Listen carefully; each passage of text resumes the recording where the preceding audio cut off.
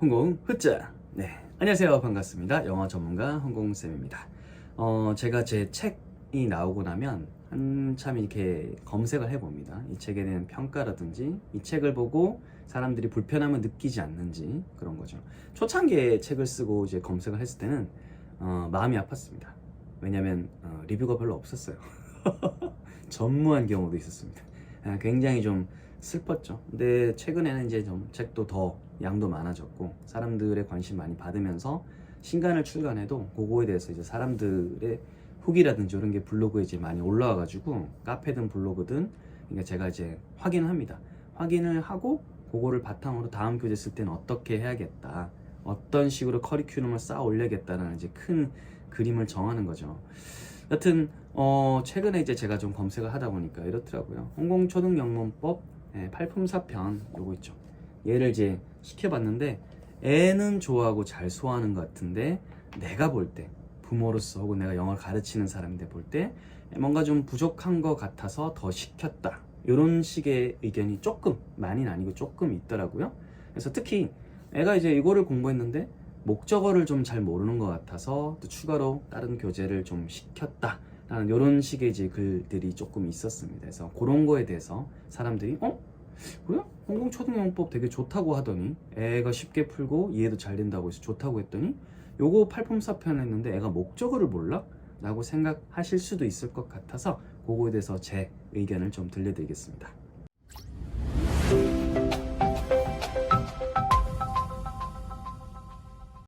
자, 8품사를 공부한다는 건 이런 거죠.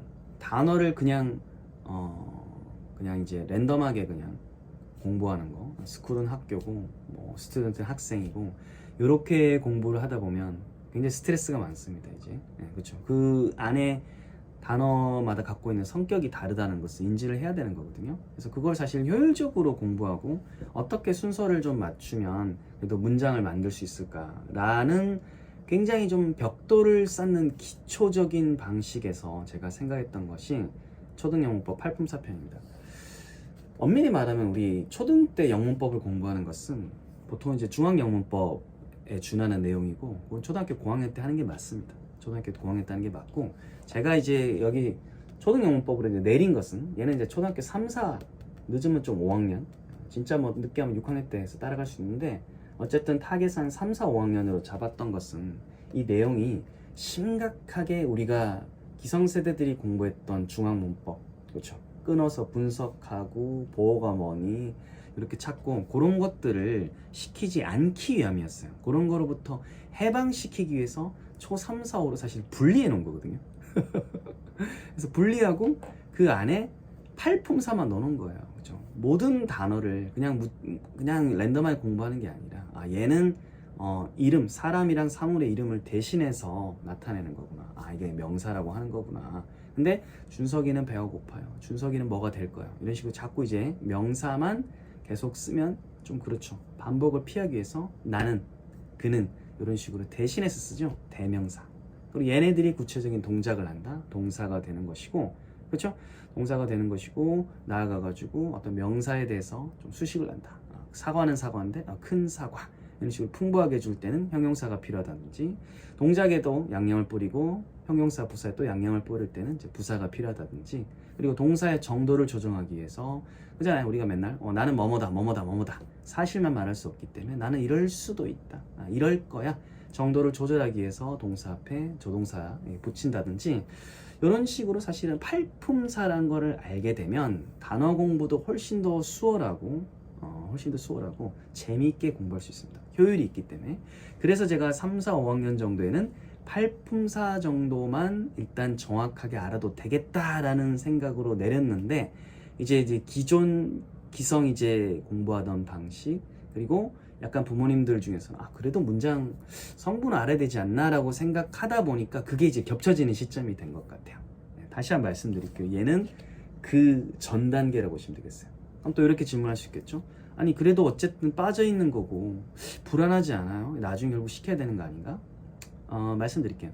이 8품사를 공부하는 단계에서 초 3, 4, 5라는 그 어떤 시기적인 것을 맥락을 생각하면 그 단계에서 저는 굳이 문장 성분이 있잖아요. 끊어가지고 얘는 동사고 얘는 또 목적어고 얘는 또 목적보라고 하는 게 학생들의 흥미를 저는 올릴 거라고 생각하지는 않아요.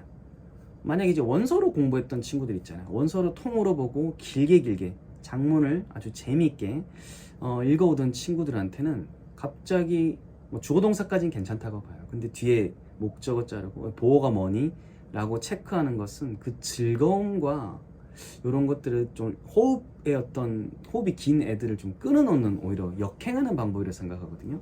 물론 굉장히 보편화된 방법이고 지금 교수하는 분들이 많이 쓰고는 있지만 이렇게 굳이 3, 4, 5학년에 그리고 원서까지 잘 읽은 호흡이 긴 아이들한테 다시 이렇게 3, 4학년, 5학년에 이렇게 끊어서 가는 거는 조금 리스크가 있지 않을까 저는 이렇게 생각을 하고요. 그 다음에 만약에 지금 팔품사 통해서 그냥 애가 즐겁게 공부하고 넘어왔다 하면 사실은 그 다음 책으로 사실 제가 썼던 것이 이제 기초 구문이잖아요. 기초 구문을 썼던 것은 구문을 초등에서 다루는 교재는 솔직히 없어요. 그래서 열어보시면 아마 아까 그렇게 의문이 들었던 영어 선생님들이나 학부모님들은 아마 알 거예요. 목적어, 목적보라고 말하고 있진 않지만, 즉 네이밍을 하고 있진 않지만 어쨌든 구조적으로는 다 다루고 있구나라는 걸 아시게 될 거예요. 그럼 여기서 또 이제 문제가 생기겠죠. 그래도 앞으로 애가 목적어, 목적보란 말은 알아야 되지 않을까? 맞아요. 결국은 듣게 될 거예요. 결국은 듣게 될 건데 굳이 이 용어에 대한 스트레스를 3, 4, 5학년 때 줄 필요가 있냐 이런 거죠.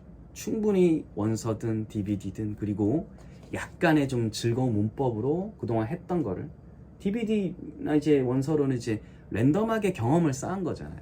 경험을 쌓은 것을 요걸 통해서 머릿속으로 이제 딱딱딱 구획이 나눠지는 거지. 그 구획을 나눈 거에다가 다시 태그를 걸어서 얘는 목적어다, 목적보다라고 하기에는 3, 4학년이 좀 아이들한테 좀 가혹하지 않나라는 생각이 저는 많이 들었던 거예요.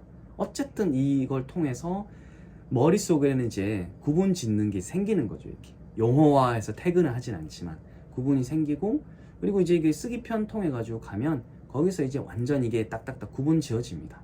흡사 영어권 원어민들이 하는 것과 우리 입시영어에서 완전 분석해가지고 문장 성분을 해가지고 딱딱딱 해석하잖아요, 그죠? 전치사고 끊고 그거의 딱 중간 정도를 보시면 됩니다. 중간 정도. 그러니까 이 친구도 별로 해가 안 되고 나중에 입시영어를 하기에도 그렇게 나쁘지 않는 어디 쪽이든 앞발을 이렇게 탁 언제든지 상황에 맞게 중심을 쏘아가지고 탁 튀어나갈 수 있는 그런 탄력을 가질 수 있는 그런 아이들, 학생들을 위해서 제가 제작을 했던 거거든요. 그래서 요컨대 정리를 해보면 팔품사편 요걸 했는데 목적어를 애가 모른다. 모르는 게 아니에요. 기초구문하고 쓰기편인데 모르는 게 아니에요. 아이는 이미 알고 있어요. 다만 용어로 모를 뿐. 그리고 굳이 3, 4, 5학년 때 이렇게 보어든 뭐든 용어를 굳이 저는 제 아이한테 가르친다면 그럴 것 같아요. 굳이 용어를 너무 많이 안 썼으면 좋겠어요. 물론 가르치는 분 입장에서는 저 알아요. 용어를 쓰는 게 사실은 더 쉬워요. 용어를 안 쓰고 가르치는 게 어려우니까. 그리고 용어를 결국은 배우게 될 것이다라는 이 두 가지 생각이 있어서 그렇긴 한데 굳이 가르치는 분하고도 제가 이야기해보면 그래요. 딱히 용어를 대체할 게 없어서 그런데 또 이야기해보면 그렇다고 너무 어릴 때 용어를 사실은 쓸 생각도 본인은 없다고 하는 분들 많이 있습니다. 여튼 뭐 교수법에 좀 차이는 있고 그분들 생각을 존중하고 저는 이제 제 채널이니까 제가 지금 제 책에 대해서 피드백 온 거에 대해서 다시 한번 저자로서 이렇게 말씀을 드리는 겁니다. 여튼 초등 3, 4, 5학년 정도에는 너무 이제 문장 성분을 쪼개가지고 이렇게 할 필요는 굳이 없는 것 같아요. 그거 말고도 얼마든지 또 충분히 주어 동사 정도만 해도 뒤에 뭐가 올지는 사실은 구분이 되거든요. 그리고 이렇게 전치사고 덩어리라든지 이런 거 정도만 시간 장소만 이렇게 끊는다면 사실은 끊는 거를 이제 끊는다고 말하지 않아도 성분을 말하지 않아도 이미 다 파악이 되거든요. 그렇게 해서 나가고 독서도 좀 하면서 나중에 이제 제 거도 이제 뭐 홍콩 구문이라든지 이런 게 나오면 거기서는 이제 해석을 위해서 이제 끊을 때 목적어라든지 목적보라든지 이런 것들은 조금 언급을 또 할 겁니다. 왜냐하면 그거를 아예 피할 수는 없거든요. 한국 사회에서 아이들이 이제 내신을 대비해서 뭐 해서 학원을 다니거나 혹은 이제 학교 수업이라든지 이런 거 했을 때 영어는 결국 등장하니까 그런 점은 저는 최대한 제 입장에서는 뒤로 미룬 거예요. 미뤘다는 게 딱 적시에 한 땀을 할 수 있도록 이렇게 딜레이를 시킨 것이고 안 하는 게 아닙니다. 하지만 그 앞에는 충분히 재미있게 즐겁게 이렇게 많이 영어 감정 쌓으면서 갈 수 있는 방법들이 있기 때문에 이런 식의 이제 테크트리 레벨을 이제 올리는 방식을 저는 이제 나름 크게 보고 이제 선택을 한 거고요. 선택을 한 거니까 지금 이제 가르치시는 분이나 혹은 이제 우리 부모님들께서 홍콩을 이제 했을 때 드는 의문, 얘가 이제 이 개념이 빵꾸난 게 아닌가? 절대 그런 게 아니라는 점. 그리고 가르치시는 분들, 이런 맥락으로 저자가 했으니까 나도 가르칠 때는 이런 걸 좀 활용해서 하게 되면 좀 더 뒤에 갔을 때 이음새가 맞겠군 이라고 좀 참고하셨으면 좋겠습니다. 그러니까 뭐 제가 그 생각에 비판을 한다거나 그런 게 아니라 저의 이제 생각, 저자로서는 이런 생각을 가지고 빌드업을 하도록 썼으니까 나중에 이런 식으로 활용하시면 좋겠다. 그러니까 너무 걱정하지 마시라 라고 이렇게 말씀을 드리고 싶어요. 여튼 이게 예전에는 이제 분석하고 끊을기 이렇게 진짜 많이 했었는데 사실은 영형식으로 해서 직독직해를 이제 할 때 영형식으로 쭉쭉 순차적으로 한 분들은 이제 끊어서 마디를 끊어 읽는 것 자체를 이게 왜 필요하냐 좋아하지 않는 분들도 계세요. 그래서 그분들이 어떤 생각 갖고 있는지도 알고 있고 딱 그 실용영어 방점을 두고 있는 분도 알고 있고 저는 입시영어 있는 사람들도 어떤 입장인지 알고 있거든요. 그래서 그 딱 중간 정도를 취해서 이것저것 다 이게 어쨌든 다 잘 소화할 수 있도록 그렇게 책을 쓸 거고 앞으로 강의도 계속 하려고 합니다.